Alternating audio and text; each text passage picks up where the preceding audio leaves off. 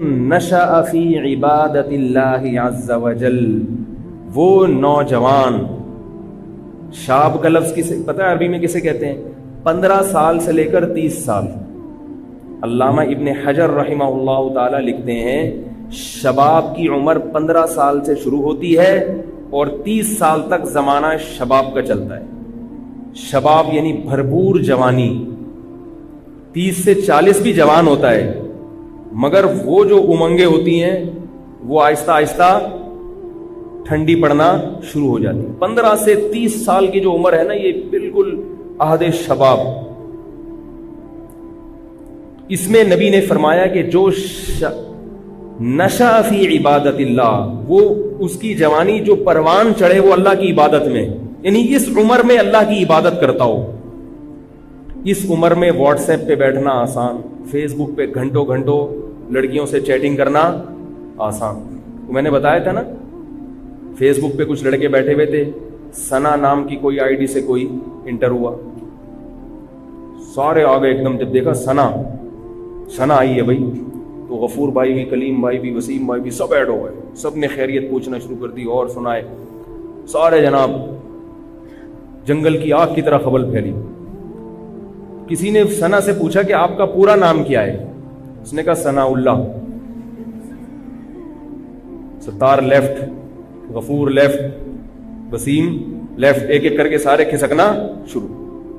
تو یہ جو عمر ہے نا 15 سے 30 سال، اس میں شہوت سر پہ سوار ہوتی ہے، اس کے علاوہ کوئی کام کرنے کا دل نہیں چاہتا، ہر وقت بس یہی فلمیں، ڈرامے، انٹرنیٹ، لڑکیوں سے دوستیاں، چکر بازیاں۔ اور اگر کوئی ان گناہوں سے بچتا بھی ہے تو لڑکوں سے دوستی لگا کے اسنوکر کلب میں بیٹھا ہوگا، سارا دن کرکٹ کے میچز دیکھتا رہے گا، تبصرے کرتا رہے گا، آج اس نے اتنے چھکے مارے، آج اس نے اتنے چوکے مارے۔ کیا نتیجہ ملے گا بھائی؟ اس نے چھکے مار کے قوم کو جتوا دیا، تو جیتنے کے بعد بھی آپ ویسے کے ویسے۔ پاکستان اگر ہر ورلڈ کپ میں جیتا ہوتا تو بھی آج اتنی روٹیاں ہم کھا رہے ہوتے جتنی کھا رہے ہیں، اتنے ہی صبح پراٹھے کھاتے جتنے آج۔ اس سے کوئی عملی زندگی کا اس سے کوئی تعلق نہیں۔ تو خام خواہ کی چیزوں میں وقت کی بربادی۔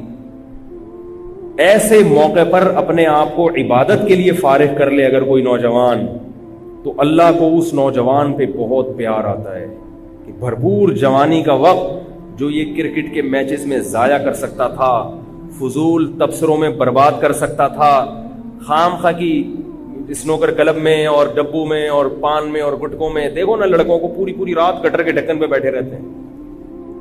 چھٹی والے دن کیا ہوتا ہے؟ میں نے کچھ لڑکوں کو ایک دن پیر کی صبح کو دیکھا، اتوار کی صبح کو دیکھا کہ فجر میں آئے ہیں سارے لائن۔ میں نے کہا یار بڑا تقوی ہے آپ سب 8-10 افراد کا، جو فجر میں اٹھ کے ماشاءاللہ آپ لوگ کہہ رہے ہیں ہم سوئے نہیں، یہیں بیٹھے ہوئے تھے گٹر کے ڈھکن پہ پوری رات۔ ہم نے کہا چلو یار اب نماز ہی پڑھ لیں، آج تو پڑھیں کم از کم۔ پوری رات بیٹھ کے وقت ضائع، باتیں، اس عمر میں بڑا مزہ آتا ہے۔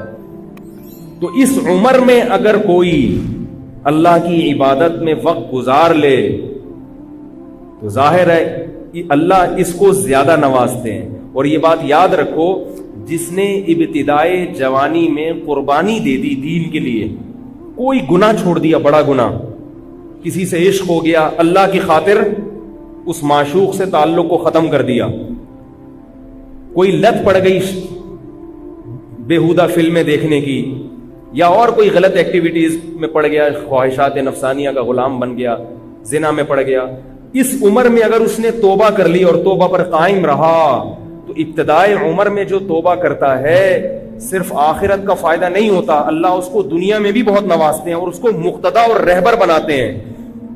جو نوجوان ابتدائی جوانی میں توبہ کرے گا، توبہ تو 99 سال میں بھی مقبول ہے، مگر 99 سال میں توبہ کرو گے اپنی ذات کو فائدہ ہوگا، بس دین کا کام نہیں لیں گے اللہ۔ ابتدائی جوانی میں گناہ چھوڑ دیے، اللہ مقتدا اور رہبر بنا دیتے ہیں۔ اس زمانے میں یہ ہمارا مشاہدہ تجربہ ہے، اللہ اس کو مقتدا اور رہبر بنا دیتے ہیں، خاندان میں عزت عطا فرما دیتے ہیں، اس سے کام لیتے ہیں اللہ تعالیٰ بہت۔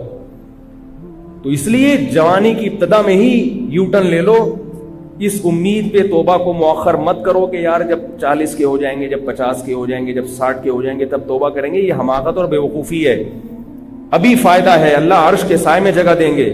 اور اس لیے بھی کہ یہ بات خوب یاد رکھیں اچھی طرح کہ ابتدائے جوانی میں جیسے گناہ کا جوش بہت زیادہ ہوتا ہے، توبہ کا جذبہ بھی بہت زیادہ ہوتا ہے۔ میں اس کی ایک مثال دیتا ہوں، نئی گاڑی کی اور پرانی گاڑی کی۔ دیکھو نئی گاڑی کا ایکسیلریٹر کتنا زبردست ہوتا ہے نا، ذرا سا پاؤں آپ نے ایکسیلریٹر پہ رکھا اور گاڑی زوں کر کے بھاگی۔ نہیں آ رہی سمجھ میں میرا خیال ہے؟ او بھائی کبھی نئی گاڑی کیوں چلایا ہے؟ بیٹھے ہو کبھی؟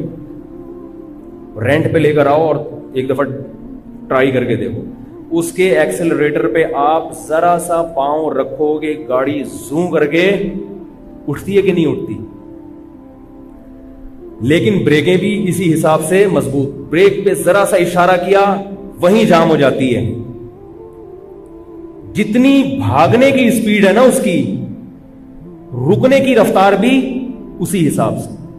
نئی گاڑی کے بریک شو اتنے مضبوط ہوتے ہیں کہ آپ نے اگر بریک پر مکمل پاؤں رکھا گاڑی کلاوازیاں کھا کے گر جائے گی، مگر وہیں اسٹاپ ہو جائے گی، وہیں رک جائے گی۔ وہ جوان آدمی کی مثال بالکل ایسے ہے، اس کے دل میں گناہوں کی جو امنگیں ہوتی ہیں، بد نظری کا دل چاہتا ہے، اس کا کوئی عورت جا رہی ہے دل چاہے گا اب جا کے پکڑ لوں اس کو، میں اسی کے ساتھ رکشے میں بیٹھ کے ایڈریس بتاتے بتاتے گھر تک پہنچ جاتے ہیں اس۔ یہ جوان آدمی کی امنگیں ہوتی ہیں۔ کوئی بےہودہ سین نظر آئے گا فیس بک پہ، انٹرنیٹ پر، دل چاہے گا فلم دیکھوں پوری میں، جوش ایسا ہوتا ہے اس کے اندر، بہت مشکل ہے نظر کی حفاظت۔ لیکن جتنا اس کے اندر جوش ہے نا، اگر وہ اس خواہش کی مخالفت کرنا چاہے تو اس کی بریکیں بھی اتنی مضبوط ہوتی ہیں۔ میں نہیں کہہ رہا، یہ بڑے بڑے علماء نے، بزرگوں نے لکھا ہے یہ۔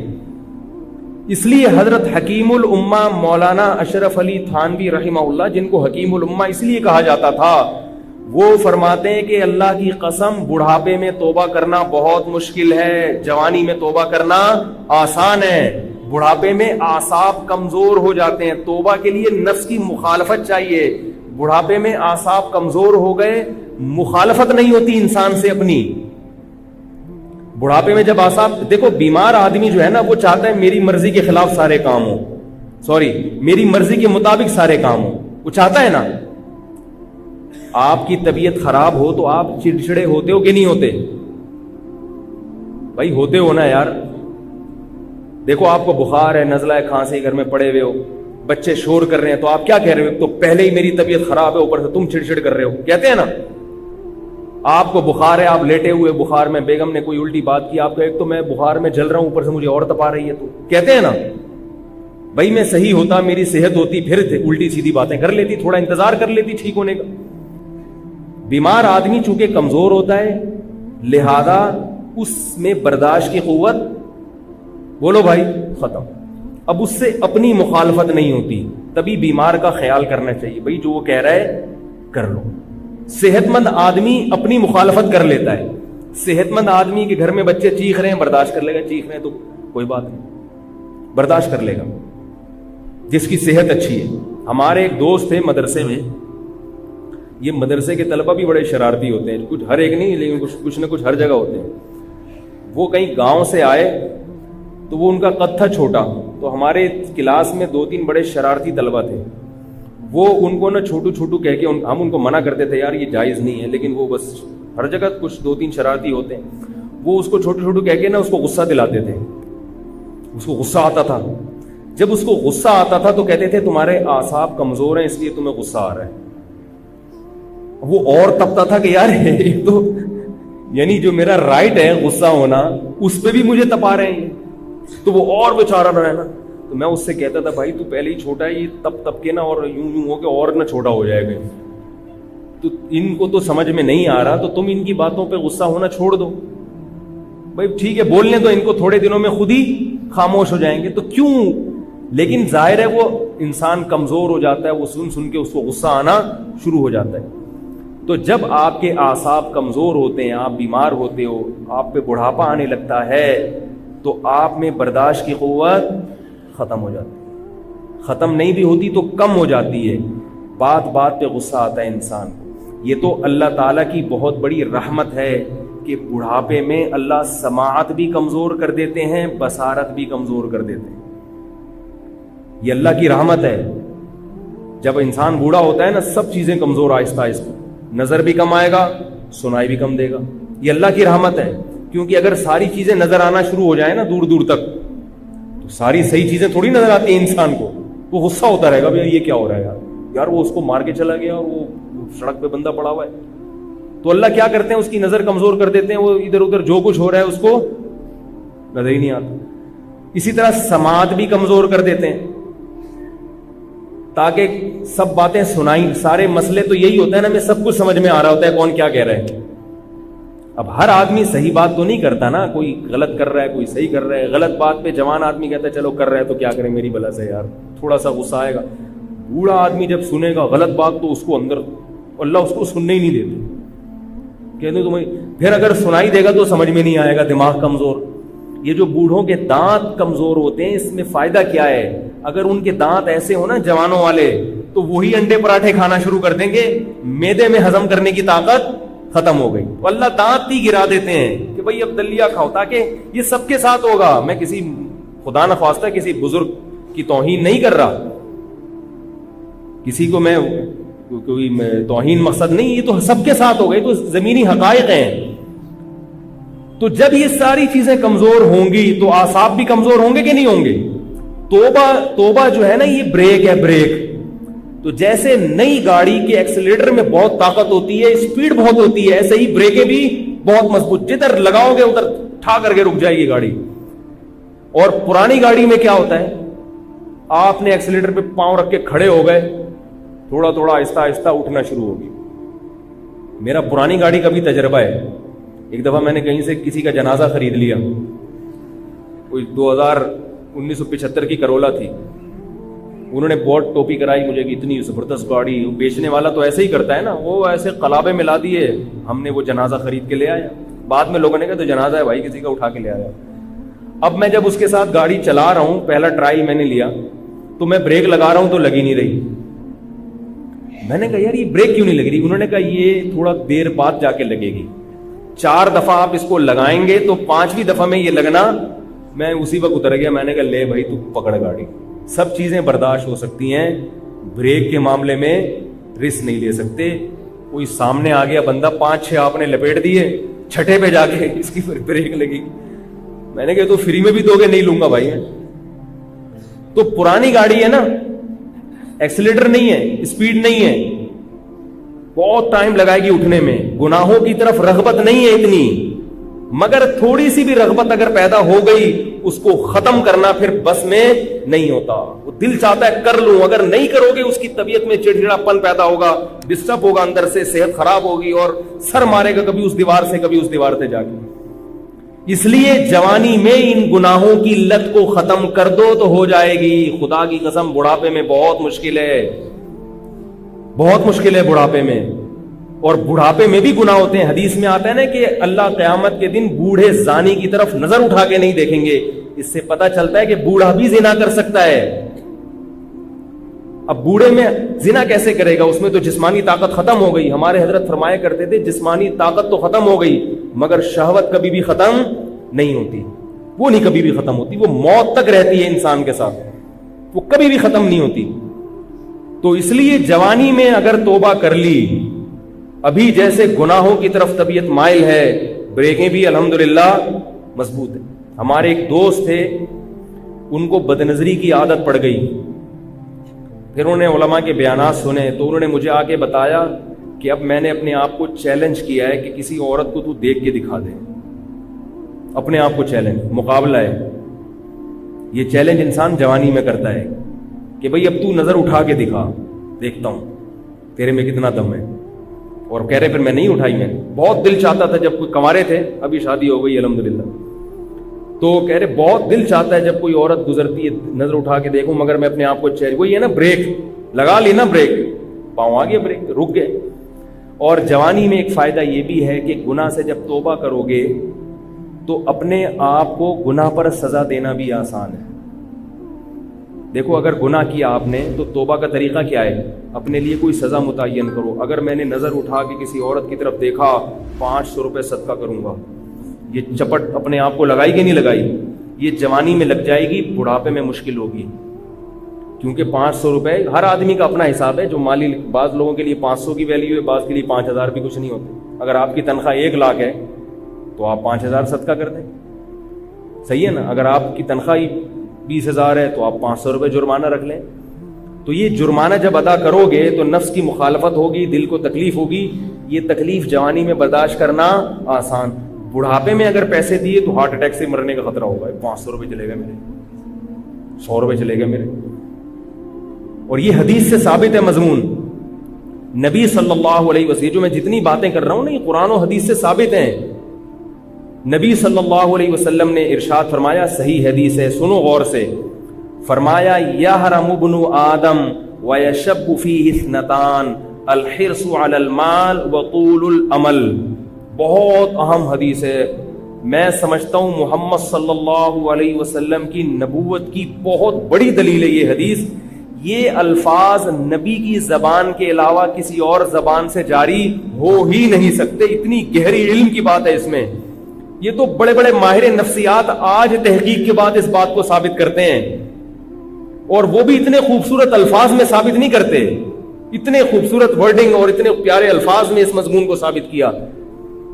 وہ کیا ہے؟ آپ صلی اللہ علیہ وسلم نے فرمایا, انسان جیسے جیسے بوڑھا ہوتا ہے, خوب اچھی طرح سمجھو, اور کسی اور کے بارے میں نہیں کہ آپ اپنے علاقوں کے بوڑھوں کو دیکھنا شروع کر دیں, یار یہ ایسے ہیں. اپنے بارے میں ہر آدمی, میں اپنے بارے میں یہ حدیث بیان کر رہا ہوں کہ میں اپنے گریبان میں جھانک کے دیکھوں.